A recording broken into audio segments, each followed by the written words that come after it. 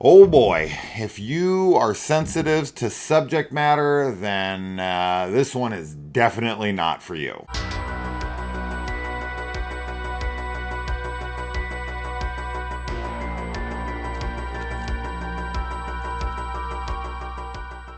The Coffee Table is a film that was brought to my attention by Alex from the Beyond the Void horror podcast, and he was just in love with this movie. They had a love affair. I'm pretty sure he's married to it at this point because of how much he was in love with it.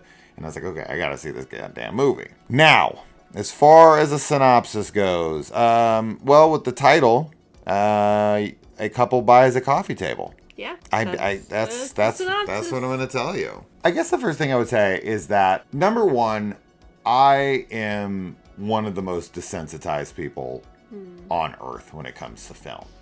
So my reaction to this film is going to be much different than most people's.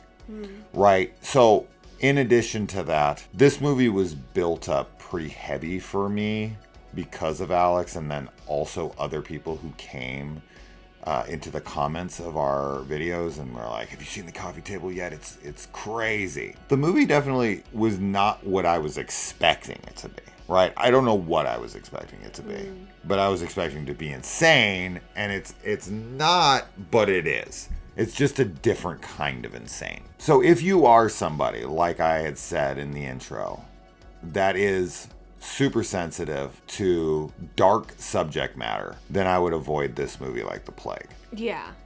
If you are somebody who can handle something that is extremely taboo in films, then this is definitely something that you're going to want to check out, because you're not apt to see anything else like it. Overall, I do think it's a really good movie. But as I said, I'm desensitized, so like, while I agree what's going on is crazy, I guess probably because I went into it expecting it to be like a horror film that was crazy over the top violent, or crazy over the top like just wild shit right and left, and I get this more kind of reserved, very sad movie with dark material. I was kind of taken aback, like, oh, this is the kind of movie we're gonna do, and it's very dialogue heavy. It's just mostly people talking and a lot of emotions. It's just, expectations are shit.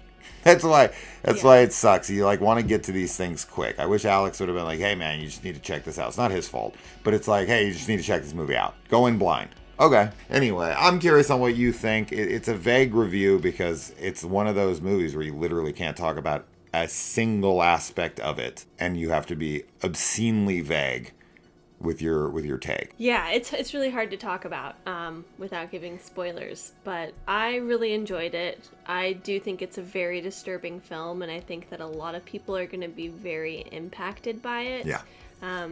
It's not always good to be so desensitized sometimes with horror movies, especially because I think you miss out on really horrific things happening that you're just kind of like, I've seen worse. What happens in this movie is the worst thing that could ever happen, pretty much, like, to anybody, I feel. It was so, and it is very shocking, and I think that it's handled really well.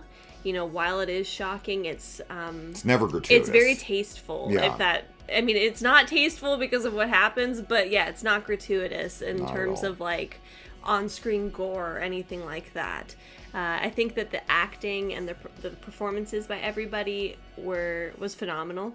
Yeah. As you said, there's a lot of emotions happening, but I think that I was really invested in the story, and especially in the main character, because I think that his role was very interesting, and I was just like, what is going to happen? Like, what's he gonna do? And at the same time, I felt really bad for him and for the other people involved too. Yeah. It's a really depressing film. It's definitely a downer of a movie. Oh my God. From start to finish. Like, the entire time, he just does not ever lighten up or anything. But there are definitely major trigger warnings. Like, unfortunately, the big trigger warning that I want to tell you, I cannot, because it is a spoiler, but as we said, like, if you're a sensitive person, or if you know that there are certain subject matters in film that really bother you, like, I would look up trigger warnings for this movie beforehand, because I think that it could, it could be a really bad experience for people that aren't expecting it or open to that kind of subject matter. Yeah, this is definitely not one you're going to want to recommend to people to go into blind. No, not at all. You should know your audience. Yeah. Right? So if you're somebody who is like, I can handle anything, then yeah, go at it. And I think it is a very good drama with horrific elements. Right? So like, horror is always such a broad spectrum of a genre. And, is this horror? Yeah, I guess. I think it is. It I think it definitely is a horror movie. It's a horrific scenario, right? But the movie is a drama. It just has this lingering horror to it. Here's the thing, and I would shut this off. Shut this review off already. I hope you did. Even with what Kaylee said, I think she said too much. And that's the problem with this movie. That's always the problem with these reviews. It's like, I almost want these reviews to be like 1 minute long, but I'm also trying to like give thoughts a little bit, because this is how we're talking about it. I'm going to talk spoilers for a minute. So if you have seen the movie, stick around. If you haven't seen the movie, now's your time to go check it out. It is Spanish, from Spain, and so it is subtitled. But I don't know. I think with what all we said, I think it's not going to be a surprise what happens. So that's always like a shame now, because I don't know how, you literally can't say anything, because I would have put together immediately from what you said. I'd been like, oh, okay, just because of what's in the movie. I would have been like, this is 100% what's going to happen. Anyway, so spoilers for the film from here on. And it's not even really like a huge spoiler discussion about the film. It's more of just like, I want to liken it to a couple movies, and one of those was Rope, which is an Alfred Hitchcock film, because that movie is about two guys who kill somebody, and then there is a dead body like in the middle of the room the entire film, and they're trying to, there's this thrilling aspect of trying to get everyone to not find the body, right, which is obviously very similar to this, as well as what also I wanted to point out here, but I couldn't, to where the horrific elements of this are tastefully done, because if you were to take a movie like Hereditary, which we had discussed, Charlie's decapitated head being shown in the road, being eaten by ants, being completely disfigured and mangled, is visually 100 times more shocking than anything that you see in this film, even though the subject matter is very similar. I mean, I cannot imagine Hereditary isn't somewhat of an inspiration for this film, just because of how it's handled, right? Charlie's head gets knocked off, and her brother can't deal with it, and he just kind of hides it in a way by just going home and getting in bed and letting the mom stumble on it, because he just genuinely, he's in such shock, he cannot accept what he did, and he can't face his mom. He can't face the consequences, and he just lets his mom figure it out for herself, and which is essentially what's happening here.